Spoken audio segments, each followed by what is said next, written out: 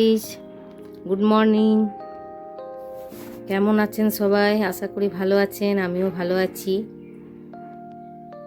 আজ একটি ছোট্ট ভিডিও আপনাদের কাছে নিয়ে আসছি, আপনারা দেখুন এবং দর্শন করুন। আজ আমি পুজো করলাম, আর 24শে বৈশাখ।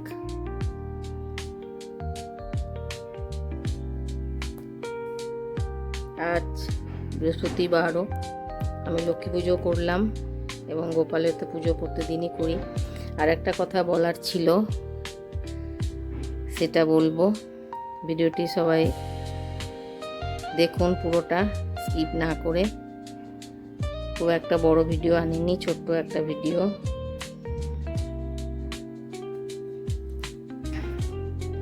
আমার এখানে সব ঠাকুরই আছে সিংহাসনে। আমি ওপরে যে যখন থাকতাম তখন ওপরে সিংহাসনটা বড় এবং অনেক ঠাকুর আছে, সেই জন্য ওপরে আমি পুজো করেছিলাম শীতকালটা।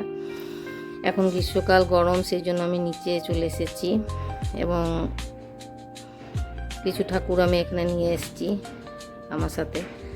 এখানে এই ছোট সিংহাসনের মধ্যে আমি রেখেছি এবং রোজ পুজো করি। গোপাল তো থাকে প্রত্যেকদিনই, গোপালের পুজো করি। তার সঙ্গে আমার এই বাড়ির শ্রীধর নারায়ণ, এই দেখুন এসেছেন। আমাকে আমার এক দেওর গিফট করেছে, আমার জন্য বাঁধিয়ে নিয়ে এসেছে। আমি খুব খুশি।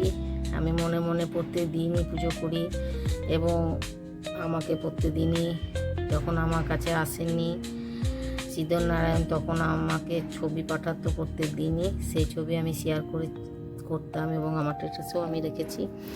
রেগুলারলি আমি পুজো করি এবং ভক্তি সহকারে, আমার খুব ভালো লাগে। এই যে শিব পুজো করেছি, এই যে জগন্নাথ, এটাও আমার ভাই আমাকে এনে দিয়েছিল যখন সে পুরী গেছিল তখন। আর এই গোপাল আমার মেয়ে নিয়ে এসেছে। গোপালের পুজো তো আমি করি, আমার জন্য এনেছি, আমি বাড়িতে রেখেছি, পুজো করি প্রতিদিনই। আর আমার হাজব্যান্ড ডিউটি থাকে বাইরে, মাঝে মাঝে ডিউটি পড়ে যেতে হয় তাকে, এবং সেই জন্য ওখানে রাস্তায় যেতে গিয়ে, মানে বীরভূম সাইডে একটা ডিউটি পড়েছিল ওনার, তো রাস্তায় যেতে গিয়ে দেখে যে ওখানে একটা কালী ঠাকুরের মন্দির, এবং সেখানে দর্শন করেন উনি। তারপর আমার জন্য নিয়ে আসেন এই যে মূর্তিটা,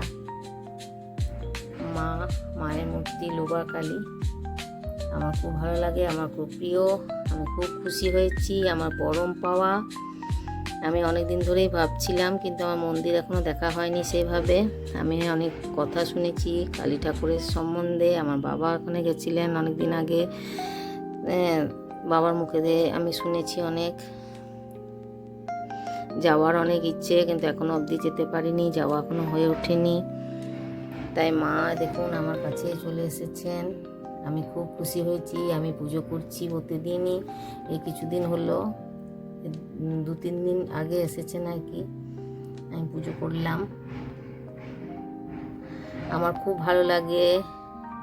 সব ঠাকুরই আমি রেখেছি, তারা মা আছেন। তারপর আমার এই গোপীনাথ মামার বাড়ি, এটা আমার মেয়ে আমাকে বাঁধিয়ে নিয়ে এসেছে এবং আমাকে বললো, মা তোমার জন্য একটা সারপ্রাইজ আছে। আমি বুঝতে পারিনি কি সারপ্রাইজ, দেখে তো আমি খুব খুশি হলাম, খুব আনন্দ হয়েছি। এই যে আমার গোপীনাথ, রাধারানী, আমার মামার বাড়ির প্রতিষ্ঠা করা ঠাকুর, নিত্যদিন পুজো হয় বাড়িতে।